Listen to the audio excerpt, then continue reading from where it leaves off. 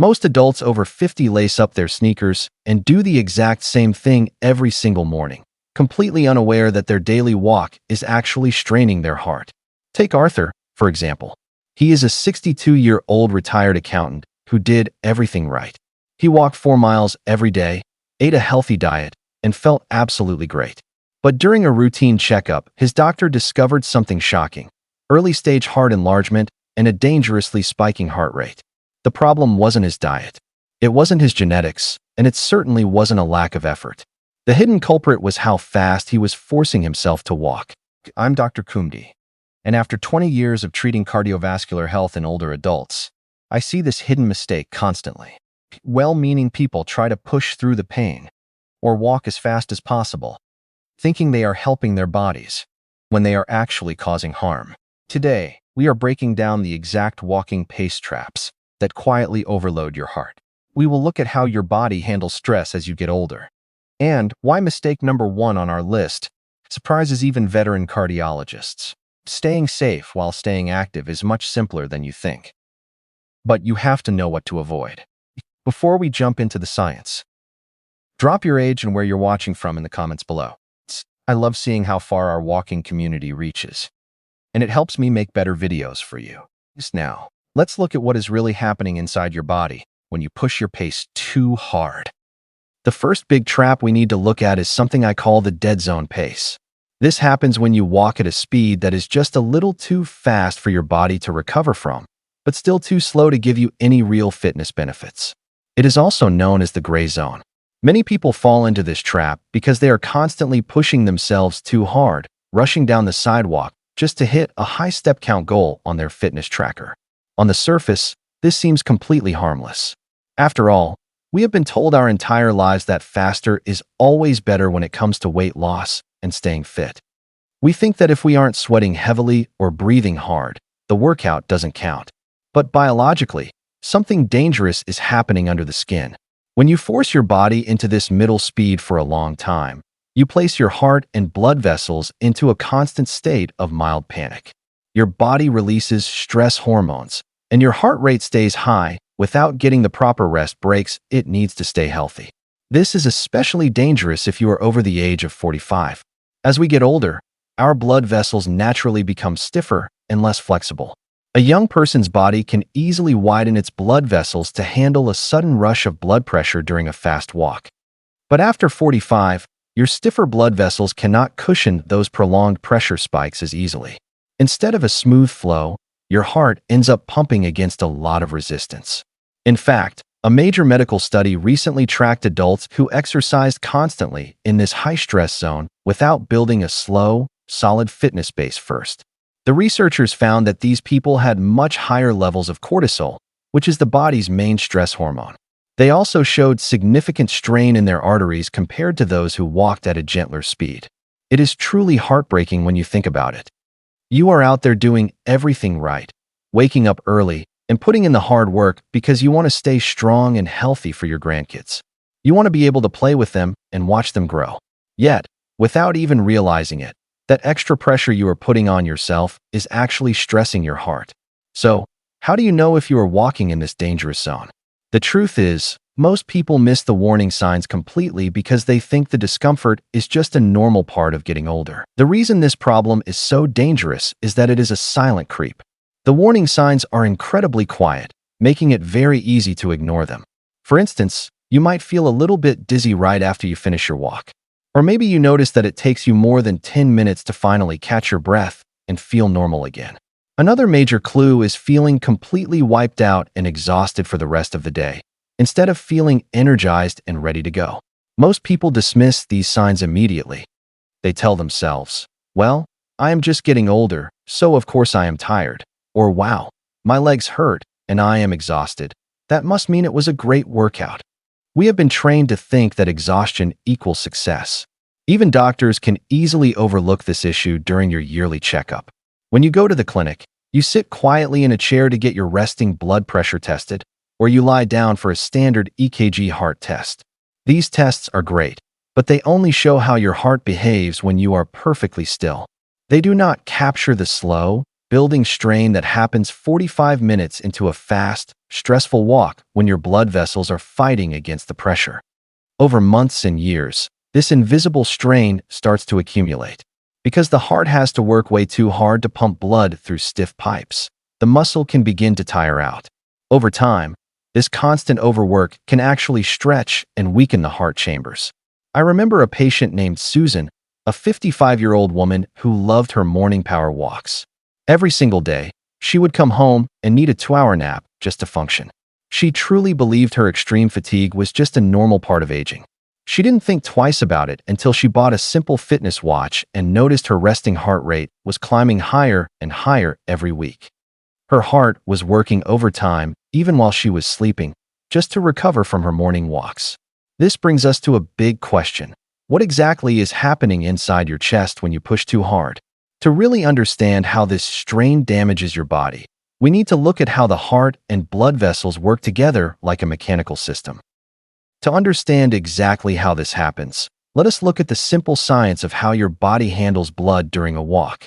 It helps to think of your cardiovascular system as a basic plumbing setup. Imagine your heart is an old water pump, and your arteries are rubber pipes connected to it. The main job of the pump is to push water smoothly through those pipes to keep everything running. When you are young, those rubber pipes are brand new and highly elastic. They can stretch and bend easily. When you decide to run fast or push your walking pace, the water pump naturally speeds up to send more fluid through the system. Because the young pipes are so stretchy, they expand wide open to handle the extra rush of water. The pressure inside stays safe and balanced, and the pump does not have to strain. But after you pass the age of 45, the rules of the game change. Over time, those rubber pipes naturally become stiffer and less flexible. It is just a normal part of getting older. Now, think about what happens if you crank that water pump up too high for a long period during a fast walk. Because the stiff pipes cannot expand wide open anymore, they stay narrow. The water pump keeps hammering away, trying to force a huge volume of fluid through a tight space. Suddenly, the pressure inside the entire system skyrockets. This high pressure forces the pump to work twice as hard just to do its basic job. Instead of building up your health, the heart muscle is constantly slamming against its own walls under intense pressure. Over time, this extra workload can leave the pump worn out and damaged. Understanding this pressure system explains why trying to walk too fast can backfire on your health. But the danger gets even more serious when we look at what happens when people decide to ignore the warning signs and push their bodies to the absolute limit. This brings us to the most dangerous version of this habit, which I call the power walking trap. This happens when you decide to push right through your body's warning signs. You might feel a sharp ache in your knees or find yourself completely out of breath, but you keep striding fast anyway. Often, people do this simply to keep up with a younger walking partner, or because they want to see a faster speed show up on their fitness tracker at the end of the day. When you constantly push your body this hard, you enter a dangerous zone. The worst-case outcome is not just sore muscles. It can lead to chronic cardiac fatigue, where your heart muscle becomes permanently tired and weak. The intense pressure can even cause microscopic tears in your heart tissue.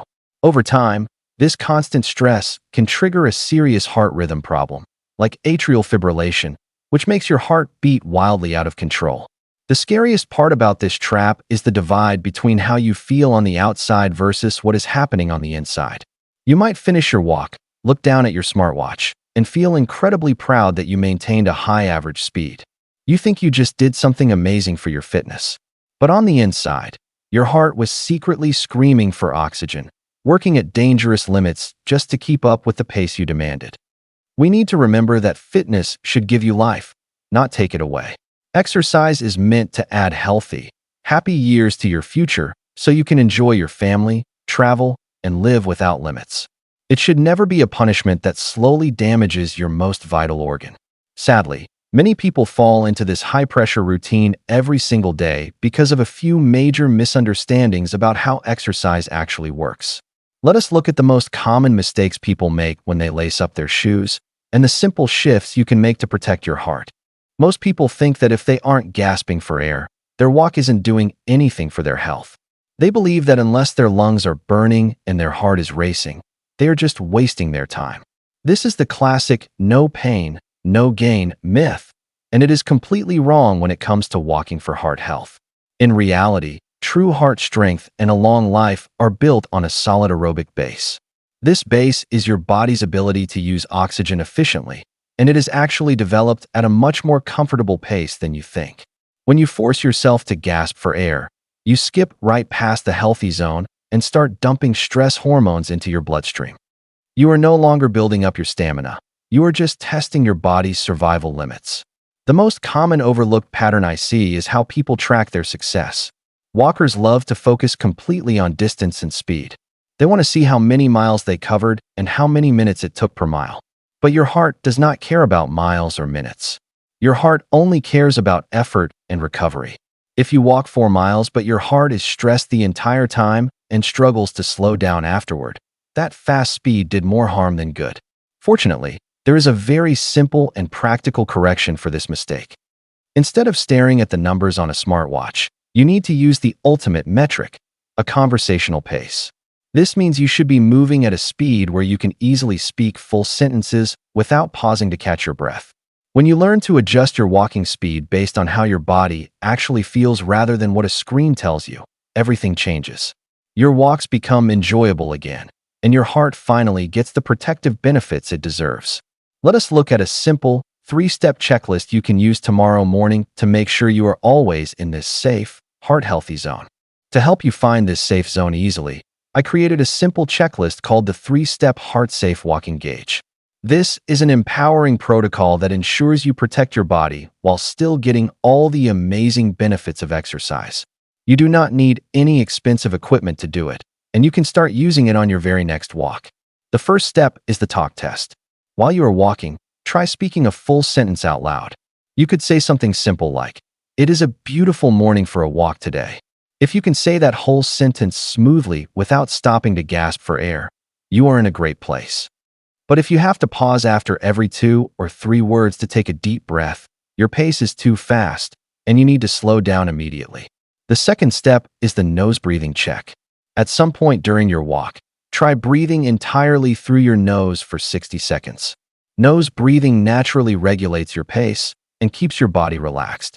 If you can do this easily, your cardiovascular system is handling the effort well. However, if your mouth flies open and you feel like you are suffocating after just a few seconds, it means your heart is working much too hard against those stiffening blood vessels we talked about. The third and final step is the 10-minute wind down. When you finish your walk and sit down to rest, pay attention to how your body recovers. Your breathing should return to normal, and your heart rate should drop back down close to its regular resting level within 10 minutes of stopping. If you are still huffing and puffing, or if your heart is still pounding fast after 15 or 20 minutes, your walk was a shock to your system rather than a helpful workout. This 3-step gauge works so well because it keeps your heart in the Goldilocks zone. This is the perfect middle ground where the exercise is strong enough to build up your heart muscle, but gentle enough to protect your blood vessels from dangerous pressure spikes. The absolute best part about this protocol is that it costs $0 and requires no fancy smartwatch. Your own body gives you all the data you need. By listening to these simple signs, you can completely change your health outcomes. Let us take a look at what happened to Arthur once he stopped chasing speed and started using these simple steps. Once Arthur learned about this gauge, he decided to make a change. He slowed his walking pace down by just 10% and focused entirely on his breathing and the talk test. He stopped worrying about how fast his fitness watch told him to go. Within just 3 months, the results were incredible. His doctor found that his heart strain had actually reversed, and his energy level skyrocketed. He no longer needed a nap after his walks, and he felt vibrant all day long. The core lesson here is that small changes in your pace truly matter. As you age, your cardiovascular system changes how it responds to stress. What worked for your body 20 years ago might cause hidden damage today, but a slight adjustment can save your health. Your heart has been beating for you for decades. It has carried you through every single day of your life, working hard without a single break. The goal here is not to stop walking or give up on your fitness. The goal is simply to walk in a way that honors the amazing engine you already have inside your chest. You can take direct action starting tomorrow. On your walk tomorrow morning, take a brief moment to perform the talk test right at the halfway mark. Check in with your body. listen to your breathing, and give your heart the gentle care it deserves. If you found this video eye-opening, please hit that subscribe button right now. Share this video with a friend, a neighbor, or a loved one who walks every single day so they can stay safe too. Finally, let me know in the comments below, what is your biggest challenge when it comes to pacing yourself? Thank you for watching, and I will see you in the next video.